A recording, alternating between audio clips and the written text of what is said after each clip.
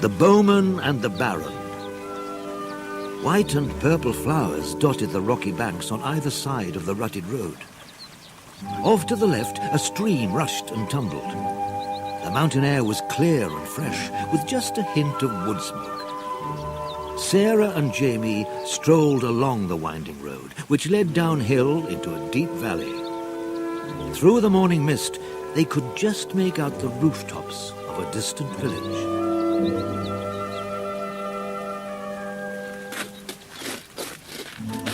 What a wonderful day. It'd be a lot better if I had something to eat. Oh, you're always hungry. Although, I have to admit, it seems like ages since we had a really good meal. I'm not hungry, I'm starving. Come on, stop grumbling and walk a bit faster. We'll be able to get something to eat in the village. All right, great.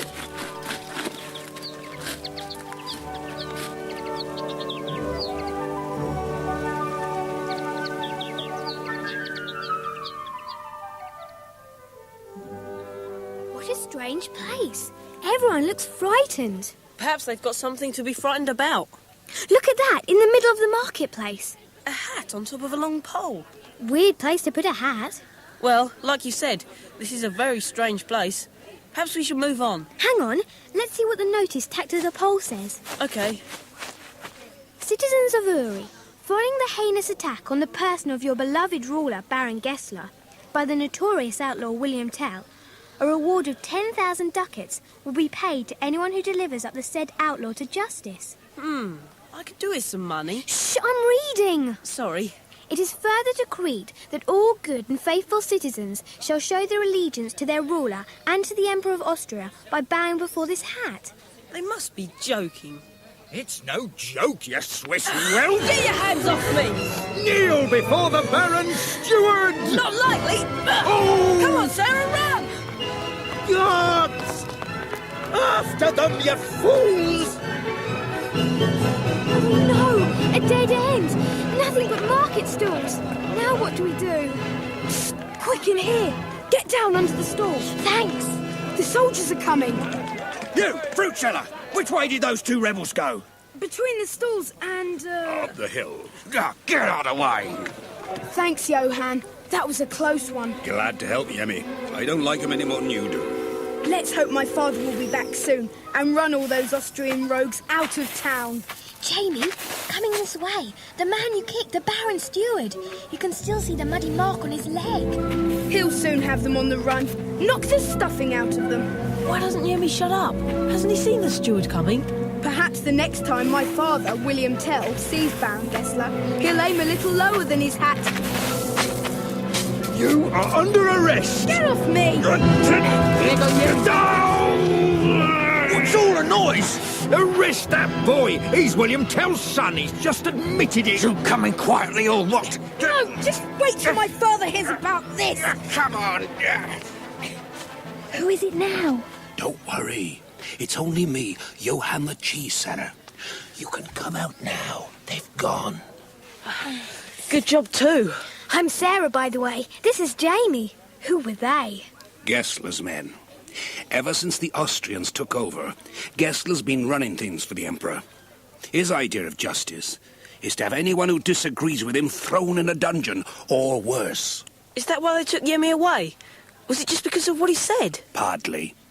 His father, Guillaume Tell, could never accept that Austrians should rule over us Swiss.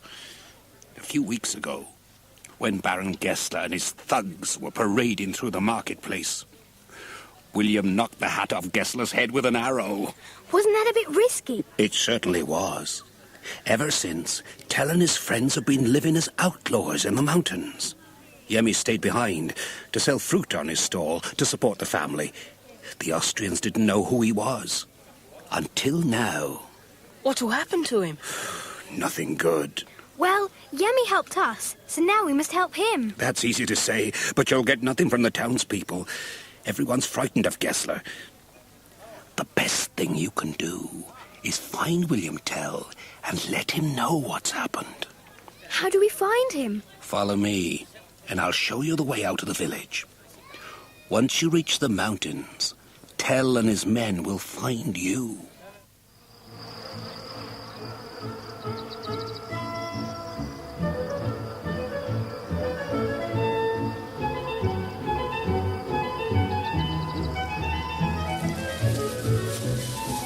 Take the track that leads into the forest.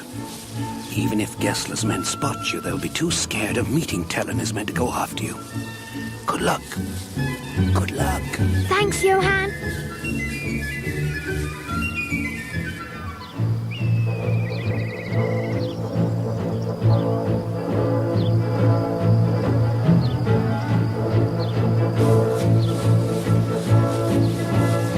I'm not surprised Gessler's men don't fancy coming up here. It's only fit for mountain goats.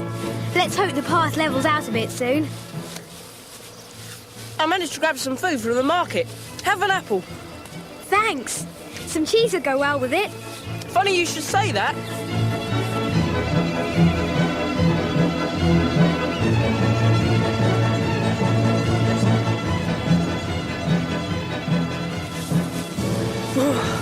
This forest sure is gloomy. No sign of Tell and his merry men. You mean Robin Hood? He was the one with the merry men. William Tell just had men. I think. Shut up and listen. I can't hear anything. Exactly. Complete silence. Even the birds aren't singing anymore. Oh, come on. It's not that bad. What was that? Stay where you are. A man with a crossbow. Hello. We're looking for William Tell. So, Gessler's getting children to do his dirty work for him now. We're not from Gessler. He's after us too. Johann the cheese seller sent us. We've come to warn you. Yemi's in trouble. I'm Tell. What's happened to my boy? Well, it was like this.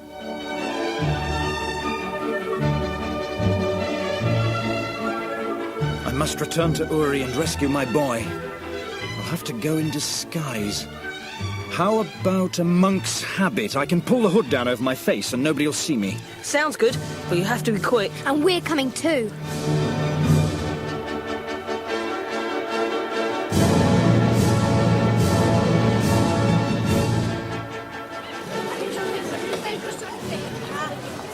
Someone stuck a new notice on that stupid pole with that stupid hat. If the outlaw William Tell wishes to see his son alive again, let him present himself in the marketplace at midday tomorrow. Signed, Baron Gessler. It's obviously some sort of trick. I know, but I'll have to go. Yemi is my son. Still, there's no reason for me to walk blindly into a trap. Let's go and talk to Johann.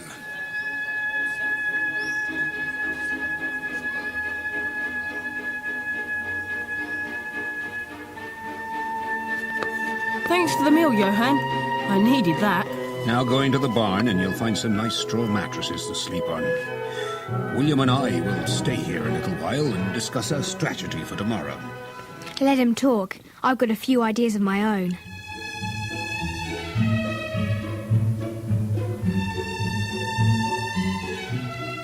Johann, you look like you've been up all night. I have.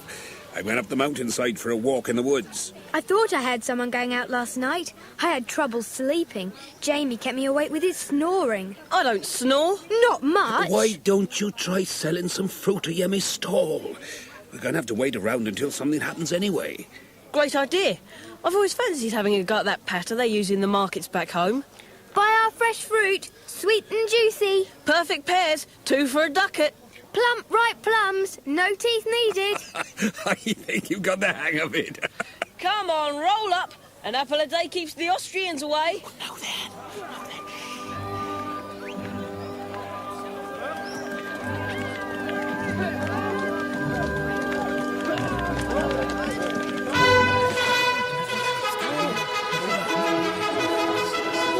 At last, something's happening.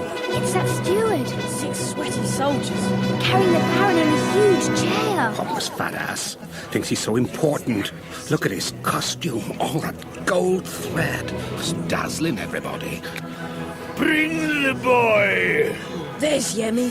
They've tied his hands behind his back. This child has insulted the Emperor. He will be executed immediately unless his father, the outlaw William Tell, comes forward. I'm here, Gessler. Let the boy go. So, you are the man who dared to shoot at us. We should have you cut down where you stand, but we know how to be merciful, Tell. We will give you a chance to win your freedom. They tell us you're a great marksman with a bow. If you can show the same skill in shooting something from your son's head as you did in removing our hat, you and the boy will both go free. Very well.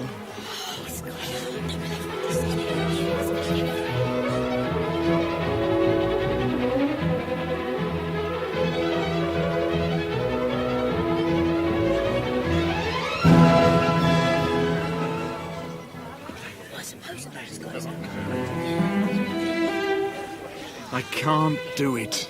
Surely if you've done it before, you can do it again. I wish it were that easy.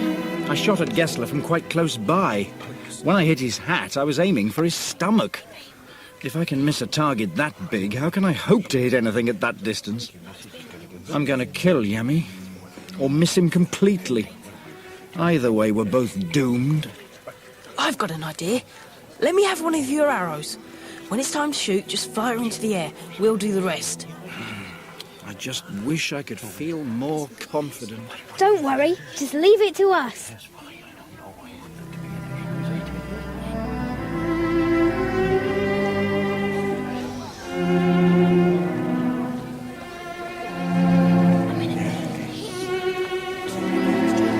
If it pleases you, sire. Yes? As young Tell sold fruit in the market, why not put this lovely big apple on his head? By all means, little girl. It's good to see that some of the people of Uri know how to cooperate.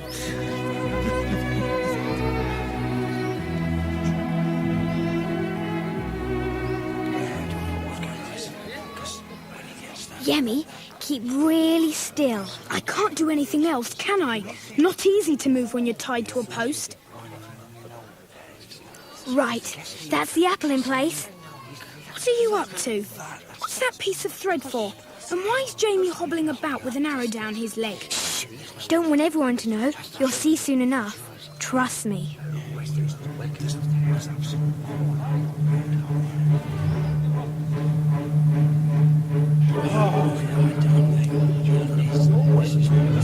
You fixed the thread, all right? Of course. Here comes William. He looks terrified. His hands are shaking.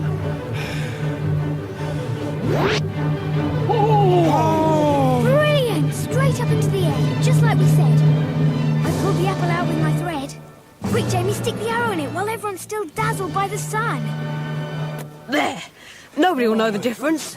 You see? Your hero is nothing but a coward. He couldn't bring himself to fire at his son's head. There's nothing we despise more than a coward. Seize him and string him up with his son for the crows to peck at. No, wait! See, I've got the apple right here. William Tell has done what you asked. It's a trick! Arrest them all! I think you'll find you're outnumbered, Gessler. Look out! Gessler's getting away! He won't get very far on those fat legs of his. Besides, there are too many of us this time. After him!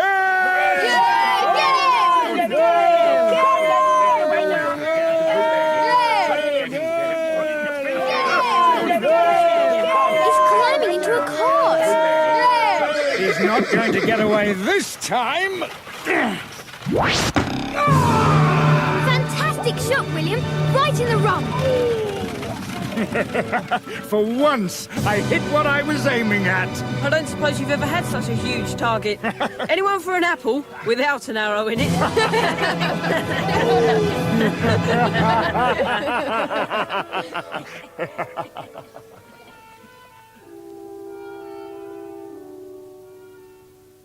The music in The Bowman and the Baron is taken from 3 overtures by Rossini. The William Tell overture begins with a gentle introduction played by a cello.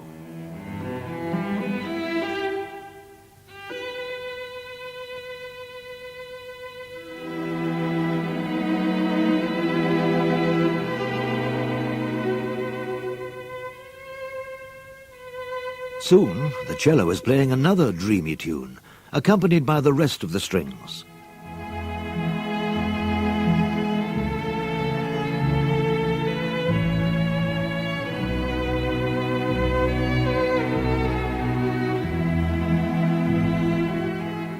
Then the whole orchestra comes in, with brass blaring and the strings playing quick, scurrying scales.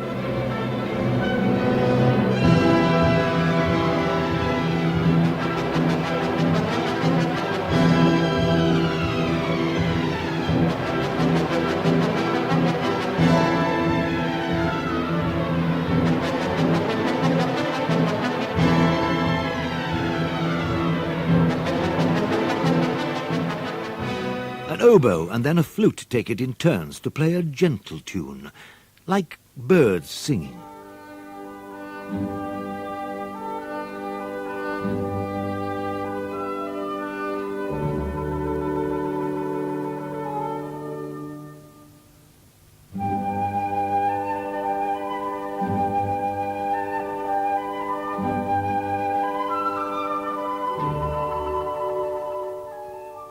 Suddenly, they're interrupted by a trumpet fanfare.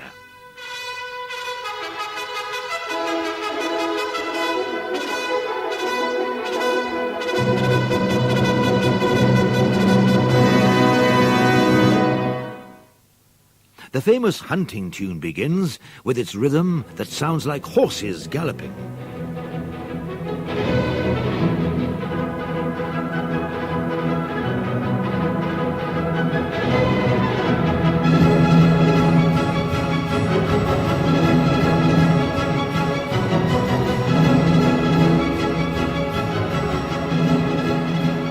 In the overture to the Barber of Seville, the first tune is played by the violins, with the other strings plucking an accompaniment.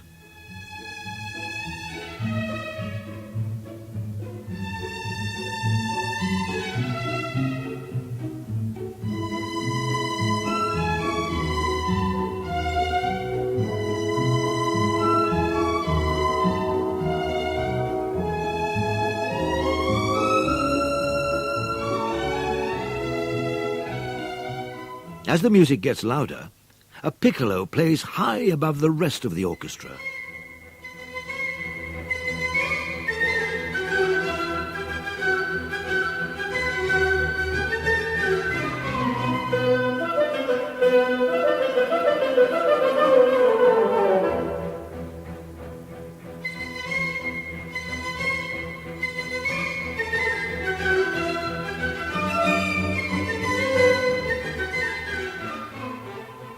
Now it's the oboe's turn to take the tune.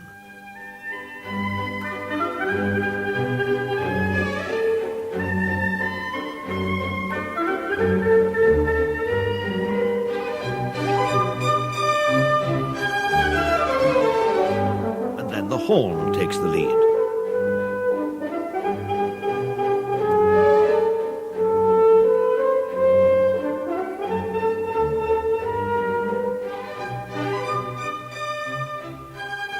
By the end, the whole orchestra has joined in. Above the drum rolls and swirling strings, the piccolo can still be heard before the overture ends with one loud final call.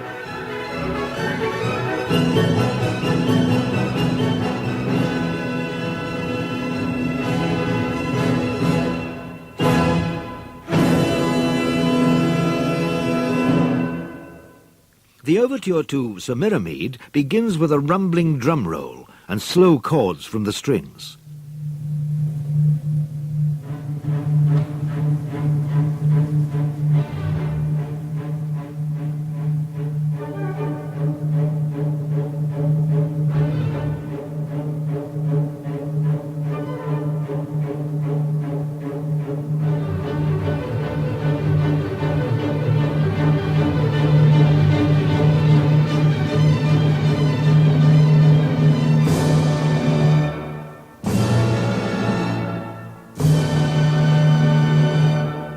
The horns play the first main tune.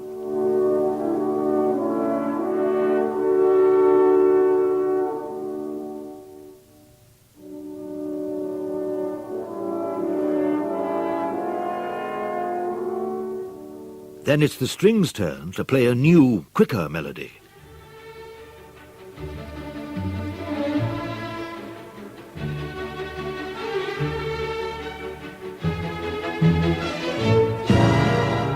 Yet another tune, a march, is played by the wind.